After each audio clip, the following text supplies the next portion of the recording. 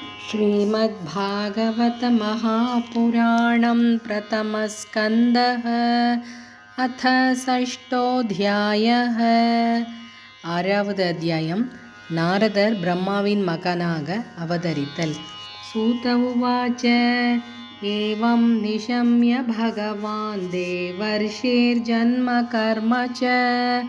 பூயः பப்ரச்ச तं ब्रह्मन् व्यासः सत्यवती सुतः. व्यास उवाच भिक्षुभिर्विप्रवसिते विज्ञानादेष्टृभिस्तव वर्तमानो वयस्याद्ये तत किम् अकरोत् भवान् स्वायम्भुवकया वृत्त्या वर्तितं ते परं वयः कथं चेदमुदस्राक्षीः काले प्राप्ते कलेवरं प्राकल्पविषयां एतां स्मृतिं ते सुरसत्तम न ह्येष व्यवदात् काल एष सर्वनिराकृतिः. नारद उवाच भिक्षुभिर्विप्रवसिते विज्ञानादेष्टृभिर्मम वर्तमानो वयस्याद्ये तत एतद् अकारशम् एकात्मजा मे जननी योषिन्मूढा च किङ्करी मय्यात्मजे अनन्यगतौ चक्रे स्नेहानुबन्धनं सा स्वतन्त्रा न कल्पासीद् योगक्षेमं ममेच्छति ईशस्य हि वशे लोको योषा दारुमय्यता अहं च तद्ब्रह्मकुले ऊषीवांस्तदपेक्षया दिग्देशकालाव्युत्पन्नो बालकः पञ्चहायनः एकदा निर्गतां गेहादुहन्तीं निशिगां पति सर्पोधशत्पदा स्पृष्टः कृपणां कालचोदितः तदा तदहमीशस्य भक्तानां शमभीप्सत अनुग्रहं मन्यमानः प्रातिष्ठं दिशमुत्तरां स्फीताञ्जनपदांस्तत्र पुरग्रामव्रजाकरान् केठखर्वटवाटीश्च वनान्युपवनानि च चित्रधातुविचित्ताद्रीन् इभभग्नभुजतृमान् जलाशयान् शिवजलान् नलिनीसुरसेविताः चित्रस्वनैः पत्ररतैः विभ्रमद्भ्रमरश्रियः नलवेणुशरस्तम्भ कुशकीचक गह्वरम् एक एवातियातोऽहम् अद्राक्षं विपिनं महत् घोरं प्रतिभयाकारं व्यालोलुकशिवाजिरं परिश्रान्ते त्रियात्माहं त्रिट्परीतो बुभुक्षितः स्नात्वा पीत्वा ह्रदे नद्या उपस्पृष्टो गतश्रमः तस्मिन् निर्मनुजेरण्ये पिप्पलोपस्थ आस्थितः आत्मनात्मानम् आत्मस्थं यथा श्रुतम् अचिन्तयन् ध्यायतश्चरणाम्भोजं भावनिर्जितचेतसा औत्कण्ठ्याश्रुकलाचक्ष्य हृद्यासीन्मे शनैर्हरिः प्रेमातिभरनिर्भिन्न पुलकाङ्गोतिनिर्वृतः आनन्दसंप्लवे लीनो नापश्यम् उभयं मुने रूपं भगवतो यत्तन्मनःकान्तं शुचापहम् अपश्यन् सहसोत्तस्थे वैक्लव्यादुर्मना इव दिदृक्षुः तदहं भूयः प्रणिधाय मनोहृदि वीक्षमानोऽपि नापश्यमवितृप्त इवातुरः एवं यतन्तं विजने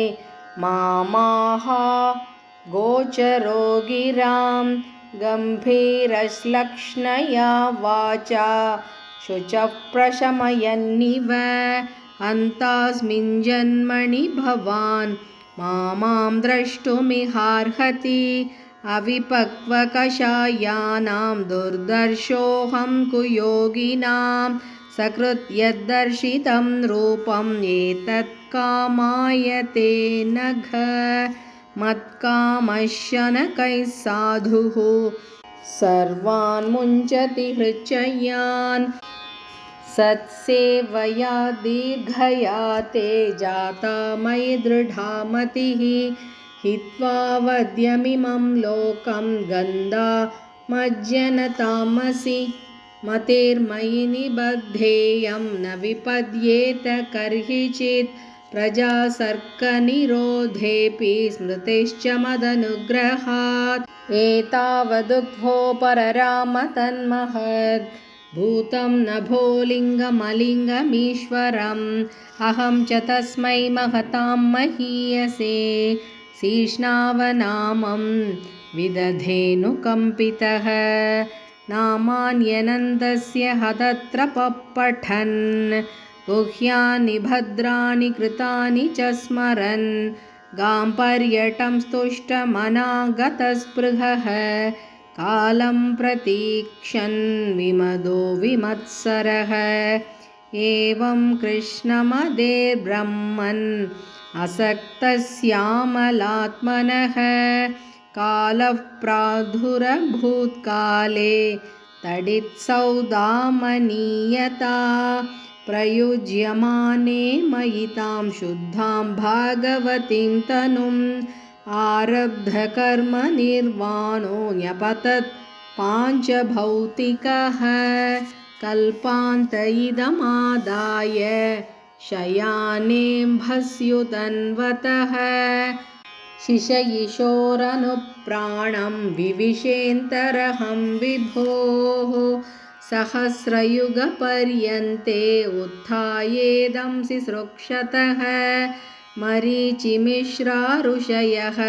प्राणेभ्योऽहं च जज्ञिरे अन्तर्बहिश्च लोकां स्त्रीन् पर्येम्य स्कन्दितव्रतः अनुग्रहान् महाविष्णोरविघातगतिः क्वचित् देवदत्तामिमां वीणां स्वरब्रह्मविभूषितां मूर्छयित्वा हरिकथां गायमानश्चराम्यहं प्रगायतस्ववीर्याणि तीर्थपादः प्रियश्रवाः आहूत इव मे शीघ्रं दर्शनं याति चेतसि एतद्ध्यातुरचित्तानां मात्रास्पर्शेच्छया मुहुः